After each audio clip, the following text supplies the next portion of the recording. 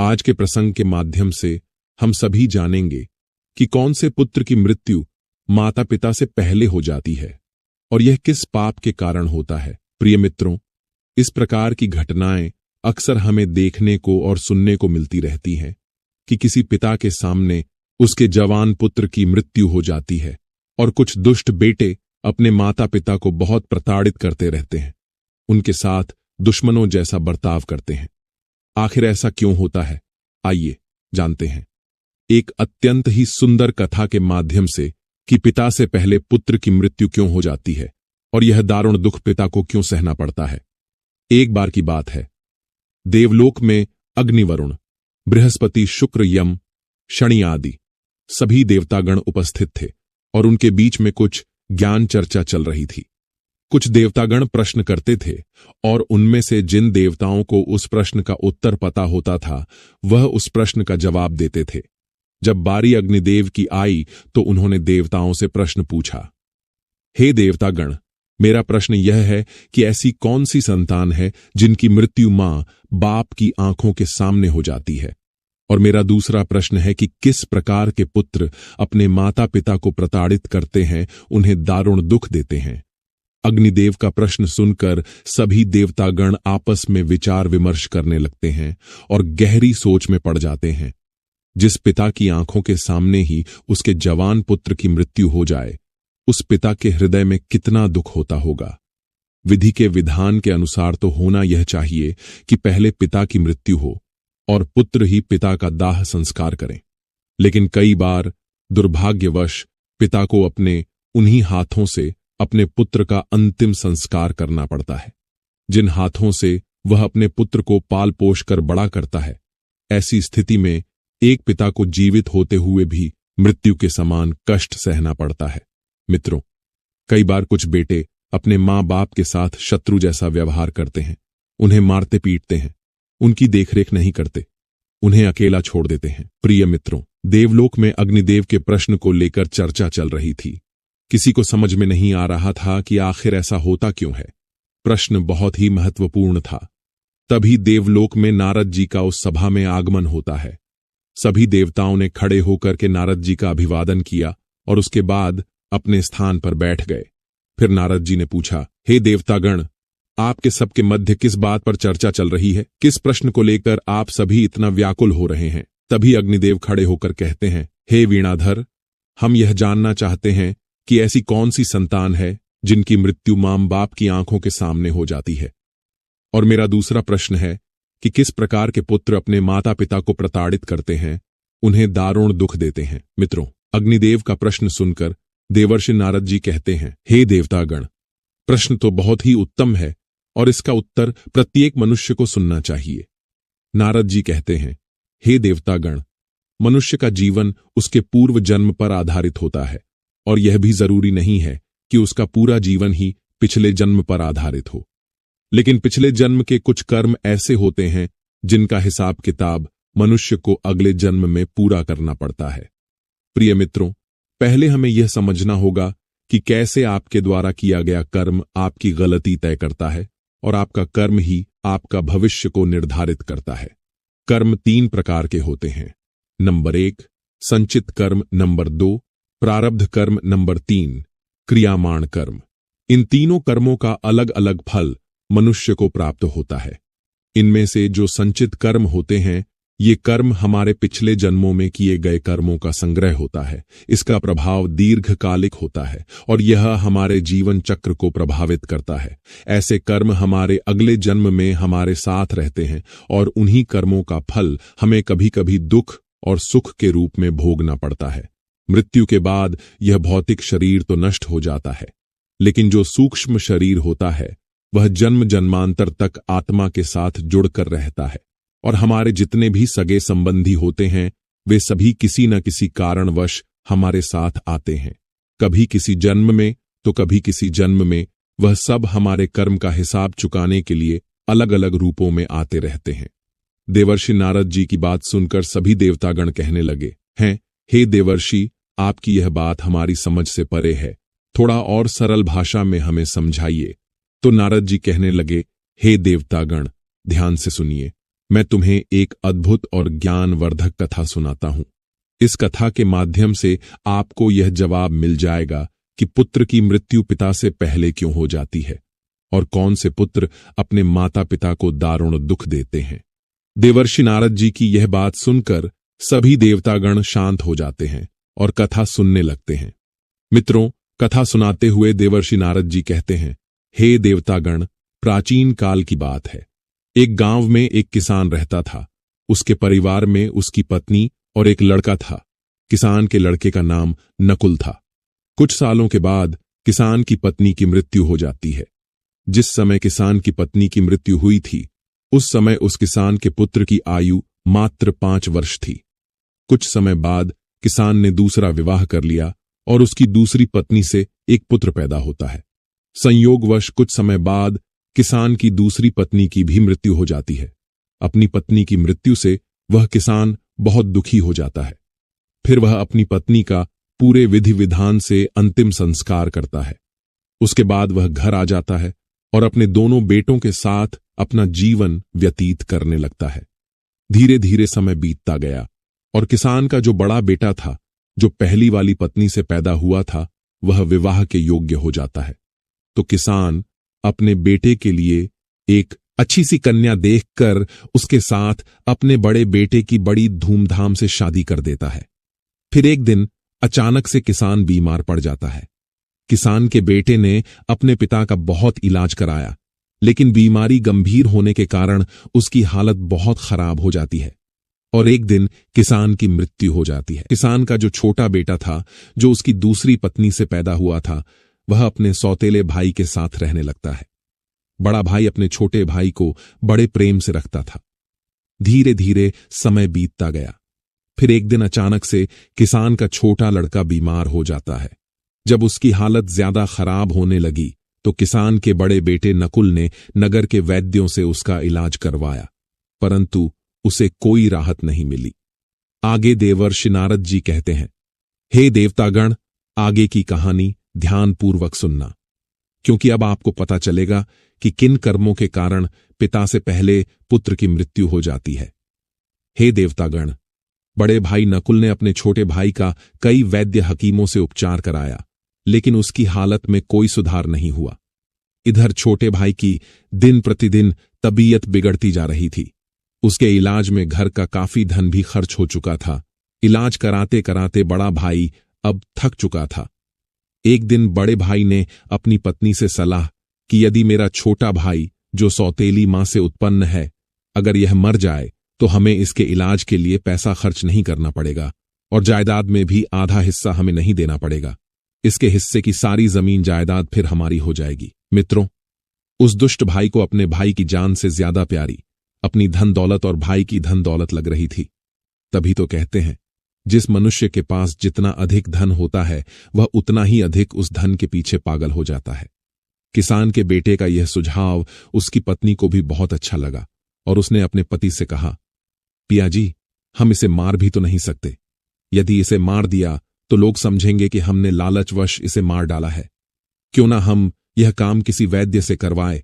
आप जाओ और किसी वैद्य को धन का लालच देकर उससे कहो कि वह दवाई के बदले मेरे सौतेले भाई को जहर देकर मार दे। इससे किसी को पता भी नहीं चलेगा और कोई रिश्तेदार हम पर शक भी नहीं करेगा। सब लोग कहेंगे कि यह बीमार था, इसलिए बीमारी के कारण इसकी मृत्यु हो गई। बड़े भाई नकुल ने पत्नी की बात मान ली और मन में विचार करने लगा कि यदि किसी वैद्य से बात की जाए तो हमारा काम बन जाएगा। फिर क्या था, बड़े भाई ने ऐसा ही किया। वह एक वैद्य के पास जाता है और उसे धन का लालच देता है। वह वैद्य पैसे का बड़ा लालची था।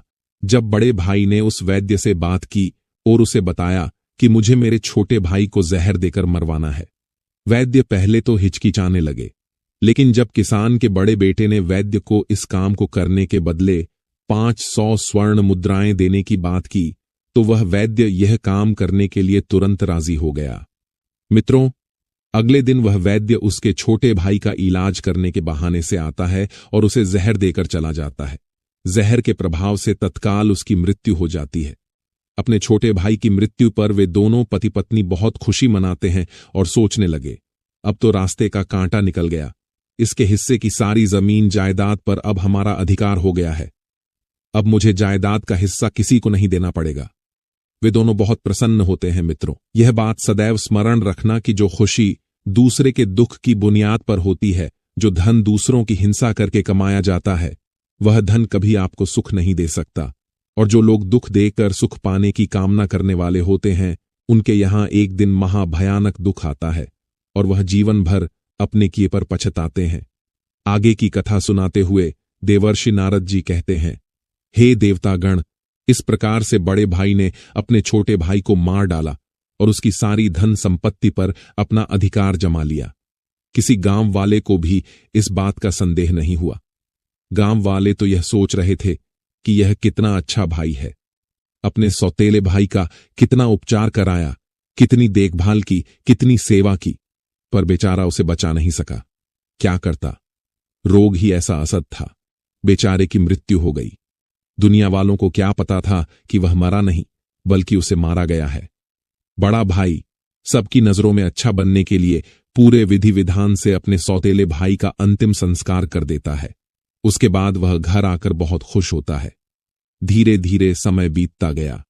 एक दिन उसकी पत्नी ने गर्भ धारण किया और एक निश्चित समय के पश्चात उसकी पत्नी ने एक लड़के को जन्म दिया। पुत्र प्राप्ति की खुशी में उन दोनों ने घर में भोज कराया, पूरे नगर में मिठाइयां बांटी। उसके बाद वह दोनों बड़े ही लाड़ प्यार से अपने उस पुत्र का पालन पोषण करने में लग जाते हैं। कुछ वर्षों बाद वह लड़का जवान हो जाता है। उसके बाद किसान के बड़े बेटे ने उसके लिए एक सुंदर सी कन्या देखकर उसके साथ अपने बेटे का विवाह कर दिया। बेटे की शादी में खूब धन खर्च किया। बेटे की बहू जब घर में आ जाती है तो वह लड़का कुछ दिनों के बाद अचानक से बीमार रहने लगता है।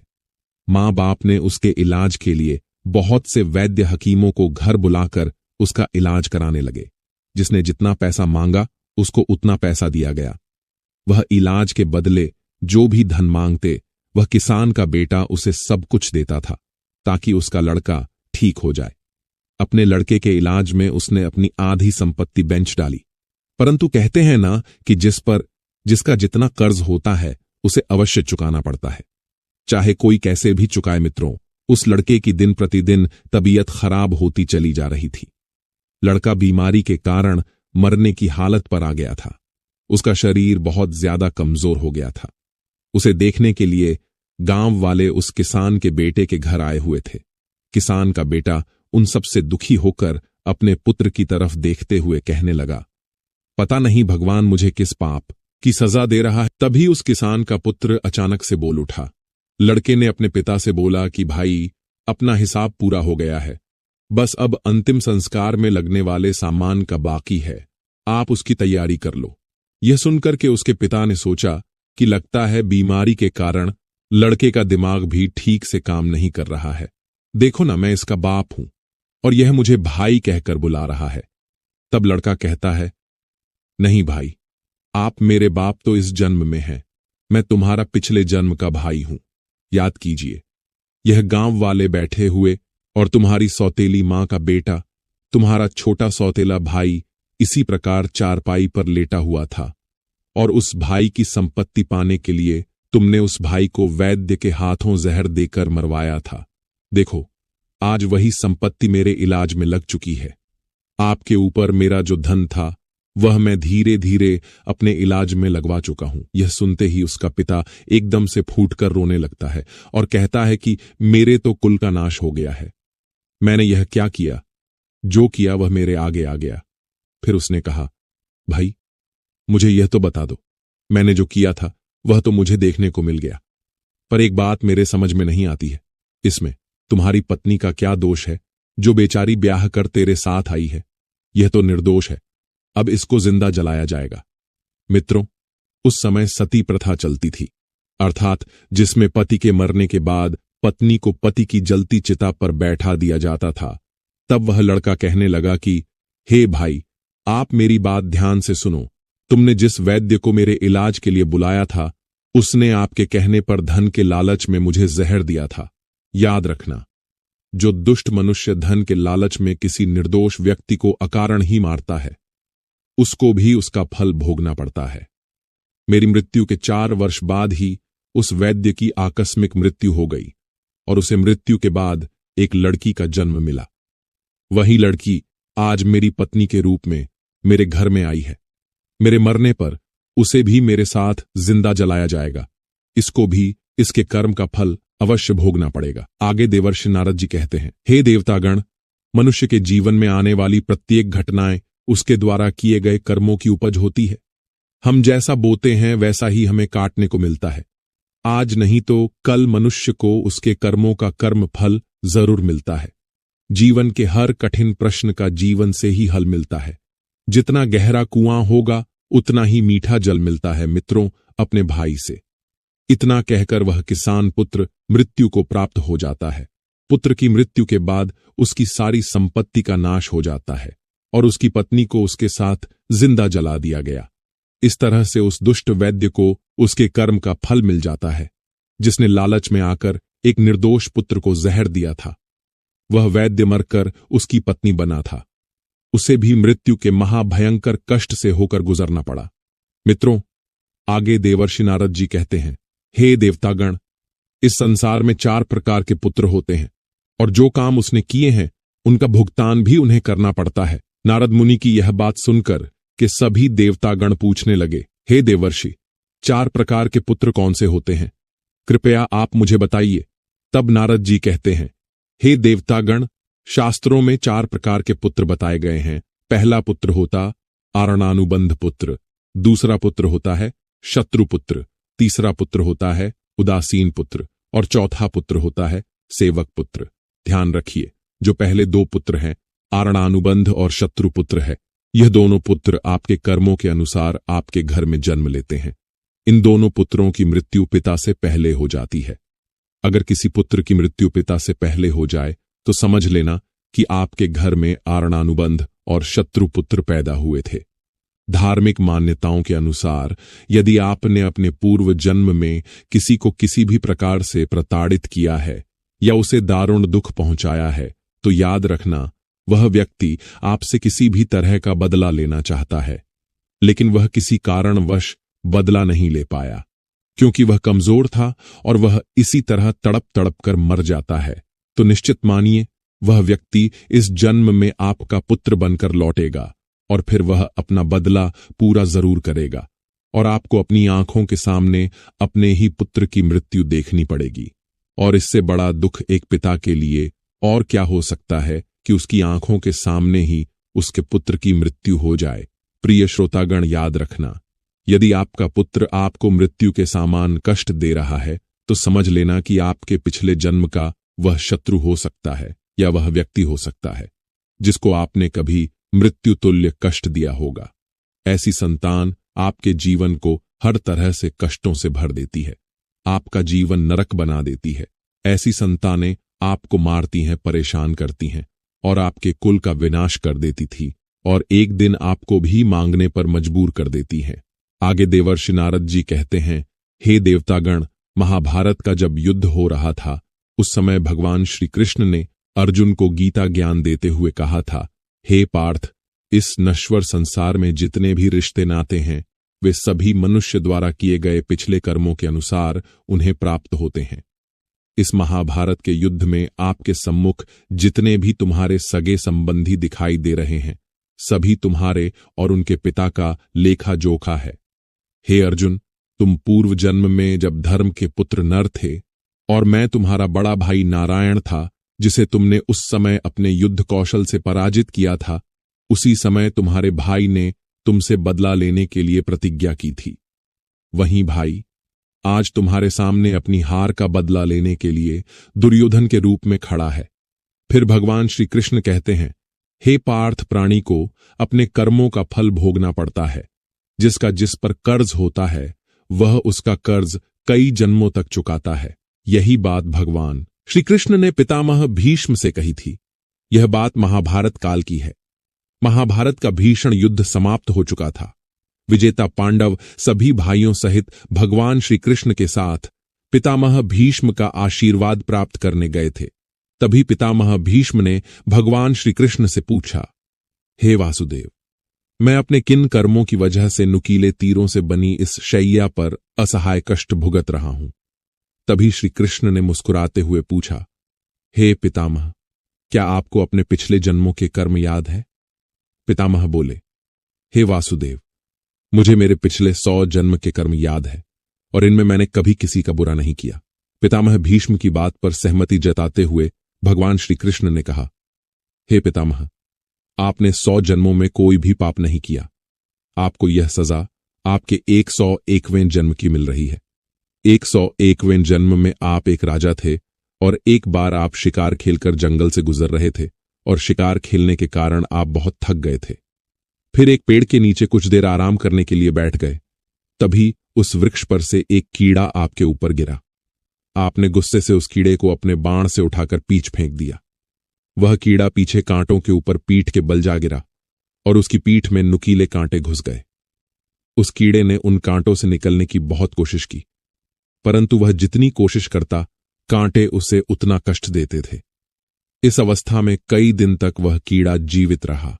उसकी तकलीफ में आपका नाम दर्ज हो चुका था, लेकिन आपके पुण्य कर्म इतने प्रबल थे कि वह पाप फलित नहीं हो पा रहा था। इस बात को सुनकर भगवान श्री कृष्ण से पितामह बोले, फिर आज क्यों? पितामह के इस सवाल पर श्री कृष्ण ने उन्हें बताया, दुर्योधन की सभा में जब द्रौपदी का चीरहरण हो रहा था, तब उसे बचाने में आप समर्थ थे। इसके बावजूद भी अपने दुर्योधन को रोकने की कोई कोशिश नहीं की। उसी समय आपका सारा पुण्य क्षीण हो गया और 101 जन्म पहले के इस पाप को फलित होने का मौका मिल गया और उसी का परिणाम आज आपको भुगतना पड़ रहा है। मित्रों, जब हम जन्म लेते हैं या फिर जब हम गर्भ में रहते हैं, तब हम ईश्वर से यही प्रार्थना करते हैं कि इस बार जन्म लेने के उपरांत हम अच्छे कर्म करेंगे। लेकिन जन्म लेने के उपरांत हम उन बातों को भूल जाते हैं, मोह माया के वश में हो जाते हैं। कर्म के फल कभी ना कभी मिलते ही है। इसलिए पृथ्वी पर निवास करने वाले प्रत्येक प्राणी को उसके द्वारा किए गए कर्मों का फल भोगना ही पड़ता है और कर्मों के अनुसार ही जन्म होता है। इसलिए कभी किसी प्राणी को नहीं सताना चाहिए, भले ही वह छोटा सा कीड़ा ही क्यों ना हो। आगे देवर्षि नारद जी कहते हैं, हे देवतागण, जो 2 तरह के पुत्र होते हैं, आर्णानुबंध पुत्र और शत्रु पुत्र, जिसके हम कर्जदार हैं और जिनका हमने आर्ण लिया है और वह आर्ण वापस नहीं दिया तो वह आर्ण हमें चुकाने पड़ेंगे। यदि इसी जन्म में चुका दिए तब तो बहुत अच्छा है, और यदि वह दूसरे जन्म में चले गए तो आपको भी यही दारुण दुख झेलने को मिलेगा। वह पुत्र के रूप में जन्म लेगा या भाई के रूप में जन्म लेगा या आपके प्रिय संबंधी के रूप में जन्म लेगा या फिर आप गधा बनेंगे या बैल बनेंगे। किसी न किसी रूप में आप उन पैसों को चुकाएंगे। आपको कर्ज तो जरूर चुकाना पड़ेगा। यही शाश्वत विधि का विधान है और यही अटल सत्य है। हे देवतागण, इस प्रकार से आर्णानुबंध और शत्रुपुत्र की मृत्यु पिता से पहले हो जाती है और बाकी के जो 2 पुत्र होते हैं उनमें से सेवक पुत्र सबसे श्रेष्ठ पुत्र होता है। यह पुत्र आपको तब मिलता है जब आपने अपने पिछले जन्म में निस्वार्थ भाव से किसी व्यक्ति या गौ की सेवा की होगी, तो वह व्यक्ति आपको इस जन्म में आपको सेवक पुत्र के रूप में प्राप्त होता है और आपकी सारी उम्र सेवा करता है, क्योंकि आपने पिछले जन्म में अच्छे कर्म किए थे। नंबर 4, जो उदासीन पुत्र होते हैं, इनको अपने माता पिता से कोई लगाव नहीं होता है। उनके दुख सुख से इन्हें कोई वास्ता नहीं होता। ये पुत्र विवाह होते ही माता पिता का त्याग कर देते हैं। यदि किसी पिता को अपनी आंखों के सामने अपने पुत्र की मृत्यु नहीं देखनी, तो उसे सदैव यह बात ध्यान रखनी होगी कि उसे कभी किसी का अहित नहीं करना और ना ही किसी से किसी प्रकार का कर्ज ले। अगर ले तो उसका कर्ज उसे वापस कर दे। दूसरी बात, किसी को इतना परेशान नहीं करना चाहिए कि वह तुमसे प्रताड़ित होने लगे और आप उसे कमजोर समझकर उस पर तरह तरह से यातनाएं दे। याद रखना, वह व्यक्ति भी मौका मिलते ही आपसे अपना हिस्सा किताब जरूर चुकाने आएगा। अब तो आप समझ ही गए होंगे कि कौन से पुत्रों की मृत्यु पिता से पहले हो जाती है और कौन से पुत्र मां बाप को कष्ट देने के लिए आते हैं। इसलिए मनुष्य को सदैव सत्कर्म करने चाहिए, जिससे कि वह अपने पुण्य कर्मों को प्रबल रख सके। यदि कोई व्यक्ति मुसीबत में है और उसे आपकी जरूरत है, तो आपको निसंकोच होकर निस्वार्थ भाव से उसकी सहायता करनी चाहिए। ऐसा करने से आप अपने पुण्य कर्म की संख्या बढ़ा रहे हैं, जिसका फल स्वयं आपको भगवान देते हैं। इस प्रकार से आज का यह ज्ञानवर्धक प्रसंग समाप्त हुआ। उम्मीद करते हैं आपको यह कथा अच्छी लगी होगी। यदि आपको कथा अच्छी लगी हो तो कमेंट बॉक्स में जय भोलेनाथ, जय श्री कृष्ण अवश्य लिखें। वीडियो देखने के लिए आप सभी का बहुत बहुत धन्यवाद।